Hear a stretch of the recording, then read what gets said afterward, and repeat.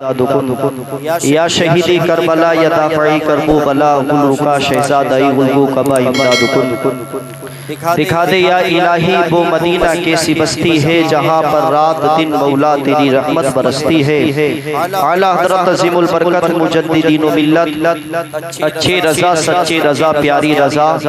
ہم سب کی رضا امام احمد رضا خان لکھتے ہیں بریلی شریف ٹوٹی چٹائی پر بیٹھ کر قلم کو اٹھاتے ہیں اور کہتے ہیں یا رسول اللہ سربر کہوں کہ مالک و مولا کہوں تجھے سربر کہوں کہ مالک و مولا کہوں تجھے باغی خلیل کا گلے زیبا کہوں تجھے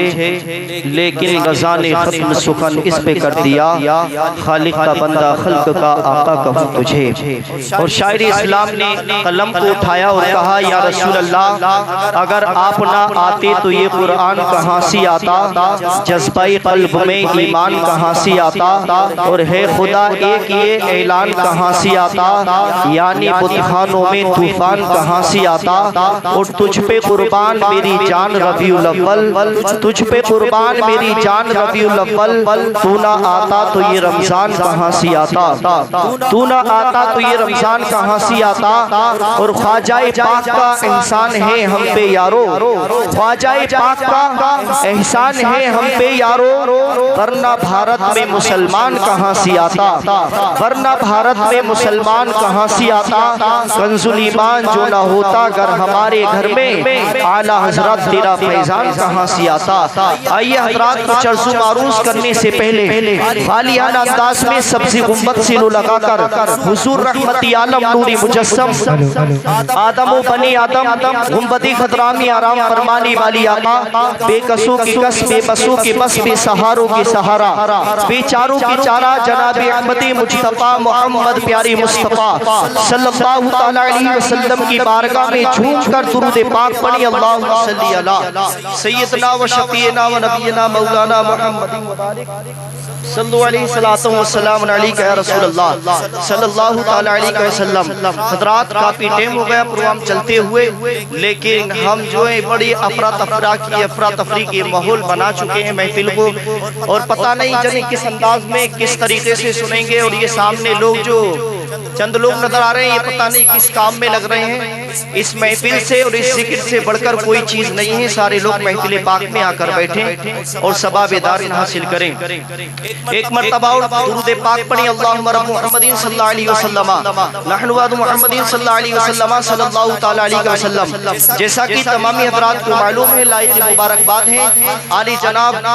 یہ سرزمین نواب گنج کے سارے لوگ اور عالی جناب راشد بھائی حافظ قاری عبدالباسط صاحب جنہوں نے محنتیں کرنے کے بعد میں آپ کی وسطی کے اندر ایک قرآن عظیم بچے کے لیے سکھایا حافظ قرآن تیار کیا ہے اور اسی کے تعلق سے اس محفل کو سجایا اور رچایا ہے بڑی خوشی کی بات ہے اس بستی کے اندر حضرات ایک پورے مکمل حفظ قرآن سینے کے اندر محفوظ کریا ہے اس بچے نے اور عالی جناب عزیز میرے بھائی حافظ قاری عبدالباسط صاحب کی محنتیں آپ نے دیکھا ہوگا مدرسوں میں تعلیم دی جاتی ہے وہاں پر پڑھایا جاتا ہے لیکن مسجد میں مدرسوں میں پڑھانا پھر بھی آسان ہے اور مسجد کے اندر اگر قرآن کا حافظ بنائے امام تو بہت مشکل بات ہے اس لیے اگر مدرسے کے اندر تعلیم دی جاتی ہے تو اس کے اندر خالی اس چیز کا اہتمام کیا جاتا ہے لیکن امام جب مسجد کے اندر حضرات ڈیوٹی دیتا ہے اور بچوں کو تعلیم حاصل کیا کرتے ہیں بچے وہاں پر تو بڑی محنتیں کی جاتی ہیں بڑی ہی مبارکباد ہے اور بڑی خوشی کی بات ہے جب میں نے سنا مجھے بڑی خوشی ہوئی اچھی بات ہے قرآن کا ایک حافظ قرآن اس بستی کے اندر تیار ہوا ہے آپ حضرات ماحول کو بنائیں اور یہ افراتفری کا ماحول ختم کریں ایک مرتبہ سارے اگر بولنا جانتے ہیں تو بول کر بولیں لبیک یا رسول اللہ ہاتھ اٹھا کر بولیں یا رسول اللہ اور بولو مچل کے سبحان اللہ شیر شعر پڑھتا ہوں، شاعر کہتا ہے چراغ حق کو صداقت جلانے والے ہیں، چراغ حق کو صداقت جلانے والے ہیں، ہم آندھیوں کو ٹھکانے لگانے والے ہیں، اور حیات موت میں تبدیل ہونے والی ہے،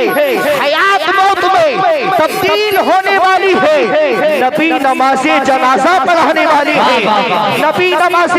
جنازہ پڑھانے والی ہے، اور شاعر کہتا ہے تمام شہرا جوانوں کو اطلاع کر دو بلال حشر میں تشریف لانے والے ہیں، تمام شہرا جوانوں کو اطلاع کر دو بلال حشر میں تشریف لانے والے ہیں، اور شاعر کہتا ہے درود پاک کی دولت جسے میسر ہے، درود پاک کی دولت جسے میسر ہے، وہی تو اصل میں اصلی خزانے والے ہیں، وہی تو اصل میں اصلی خزانے والے ہیں۔ حضرات تھوڑی دیر کے لیے میں حاضر ہوا، میرے بعد آپ حضرات کو شورائے اطلاعات خاص سے بہترین نعت پاک کی سماعت کرنی ہے، اور ہندوستان میں گھومنے والا خطیب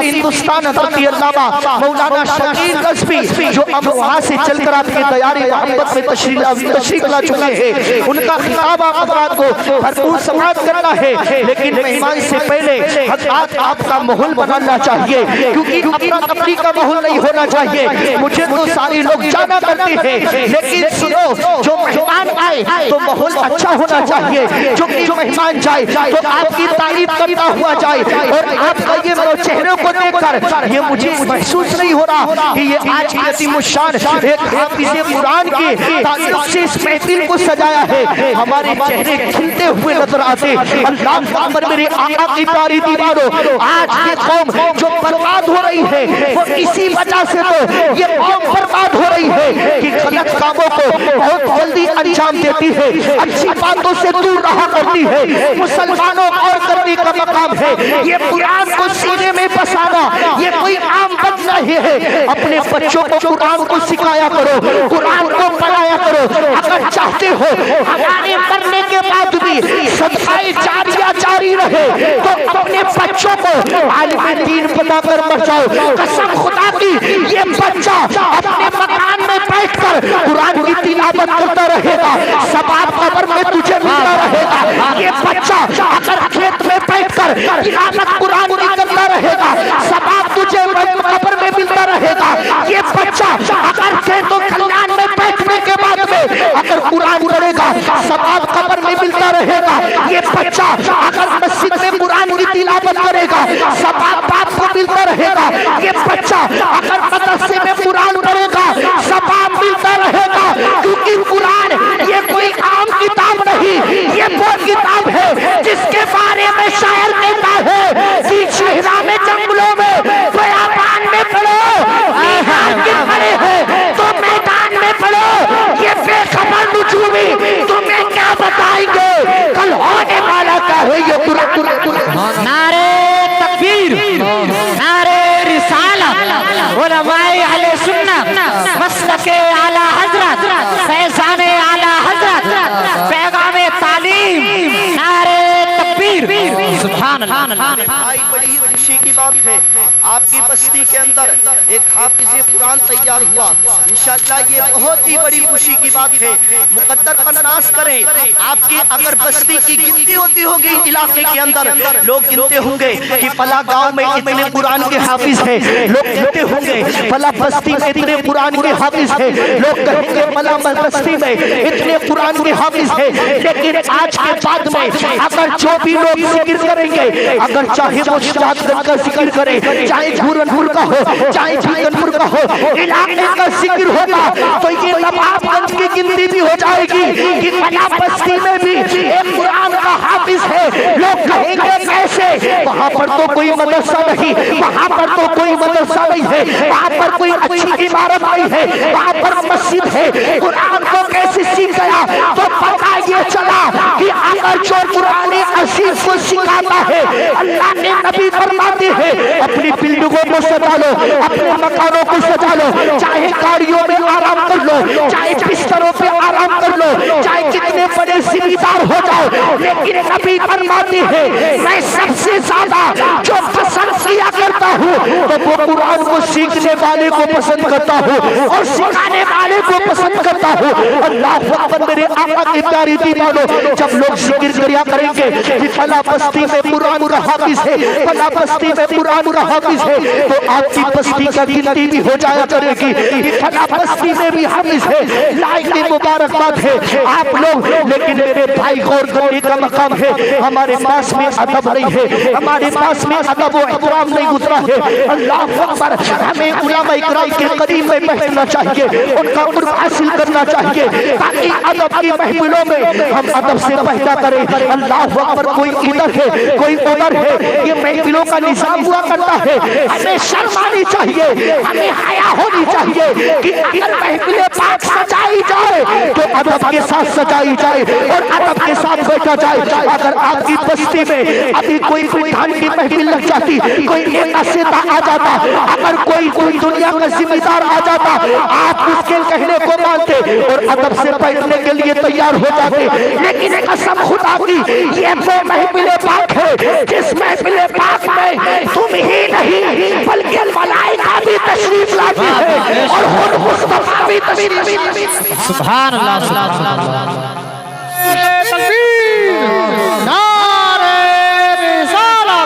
مسلک اعلی حضرت، عشق محبت بستی قریہ خطیب اہل سنت مولانا رفیع صاحب،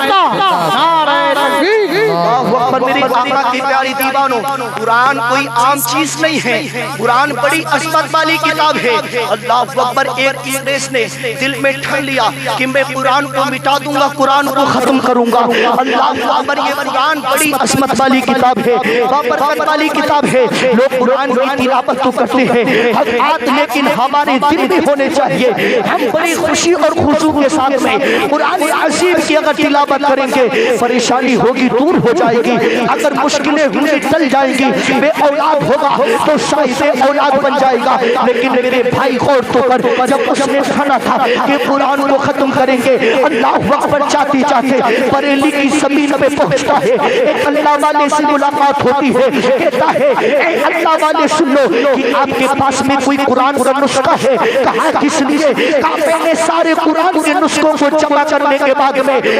دریا میں پھینک دیا ہے، میں قرآن کو مٹانا چاہتا ہوں۔ اللہ اکبر، اتنا سنا تھا، اللہ والے نے سننے کے بعد میں ایک اپنے بچے کو قریب میں بلایا، 7 یا 8 سال کی عمر کا بچہ جب قریب میں اللہ والا بلاتا ہے، اللہ اکبر ارشاد فرمایا بیٹے قرآن کو پڑھنا شروع کر دے۔ سبحان اللہ، قرآن کو پڑھنا شروع کر دے۔ میرے آقا کی پیاری دیوانوں، جب اتنا سنا تھا بچہ کہتا ہے، آنکھ میں آنسو آتی ہے، ساروں قطار رونے کے بعد میں کہتا ہے اے حضور میں قرآن کو پڑھنا نہیں جانتا، میں قرآن کو نہیں جانتا۔ اللہ اکبر، اللہ والے نے اپنی نظر کو ڈالا اور ڈالنے کے بعد میں ارشاد فرمایا اے بیٹے اب قرآن کو پڑھنا شروع کر دے۔ قسم خدا کی اس نے قرآن کو پڑھنا شروع کر دیا اور جب قرآن کو پڑھا تھا، پڑھنے کے بعد میں اللہ اکبر انگریز سے کہا تھا اے انگریز سن لے، تو کہاں تک قرآن کو ختم کرے گا؟ تو اگر قرآن کو ختم کرتا رہے گا،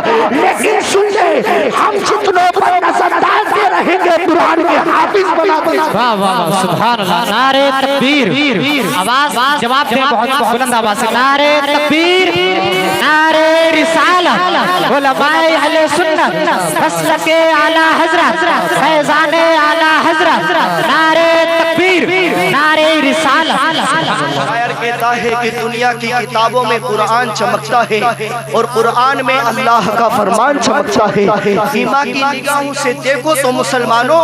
اجمیر کی دھرتی کا سلطان چمکتا ہے۔ یہ میں نہیں، یہ میرا ایمان بولتا ہے، سرکار کی تعریف میں قرآن بولتا ہے۔ اور جب بات آتی ہے سرکار کی عظمت کی تو ابو جہل کی مٹھی میں بے جان بولتا ہے، تو ابو جہل کی مٹھی میں بے جان بولتا ہے۔ اللہ اکبر، حضرات جیسا کہ آپ حضرات کو معلوم ہے یہ ماہ مبارک ربیع النور کا مہینہ ہے اور آپ کو جیسا کہ معلوم ہے یہ ربیع الاول کا مہینہ چل رہا ہے، لیکن میرے آقا کی پیاری دیوانوں آؤ کچھ مصطفیٰ کی بات کر دی جائے۔ انشاءاللہ 10 سے 15 منٹ میرے پاس میں اور ہے، پھر اپنی تقریر کو اختتام کر دوں گا، ختم کروں گا تقریر کو۔ آپ میرے بات بہت ہی جاندار شاندار خطاب سے بات کریں گے۔ اللہ اکبر میرے آقا کی پیاری دیوانوں، تو مصطفیٰ علیہ السلام کی وہ ذات ہے، رب تبارک و تعالیٰ پاکیزہ کتاب قرآن عظیم میں ارشاد فرماتا ہے قد جاءکم من اللہ نور و کتاب مبین، تحقیق آ گیا آپ کے پاس نور اور ایک روشن کتاب۔ جس سے نور سے مراد میرے نبی پاک کی ذاتی مبارکہ ہے اور کتاب سے مراد قرآن عظیم ہے۔ پتہ یہ چلا کہ جب مصطفیٰ آئے تھے تو رب نے قرآن میں اعلان کیا آ گیا آپ کے پاس نور اور ایک روشن کتاب۔ آج دنیا بھی نور ہوتا ہے، ہم تھوڑی لائٹ نہیں آتی ہے تو ہم بے چین بے قرار ہو جاتے ہیں، ہم بےتاب ہو جاتے ہیں، دنیا بھی نور ختم ہو جاتا ہے تو کھلبلی مچ جاتی ہے۔ اسی طریقے سے جب حقیقی نور دنیا میں نہیں آیا تھا تو دنیا میں قرآن مچ گیا تھا، دنیا میں ایک قرآن سناٹا ساتھ چھا گیا تھا، اللہ اکبر کفر کے بادل چھا گئے تھے، آپس میں لوگ بہنوں کے ساتھ میں زنا کرنے کے لیے تیار رہا کرتے تھے، لوگ آپس میں ایک دوسرے سے لڑنے کے لیے تیار رہا کرتے تھے، لیکن سنو نور محمدی آ گیا 12 تاریخ کو اور صبح صادق حضرات پیر کے دن میرے مصطفیٰ تشریف لائے تھے۔ وہ نبی آیا جس کے آنے کی بشارت حضرت آدم نے دی تھی، وہ نبی آیا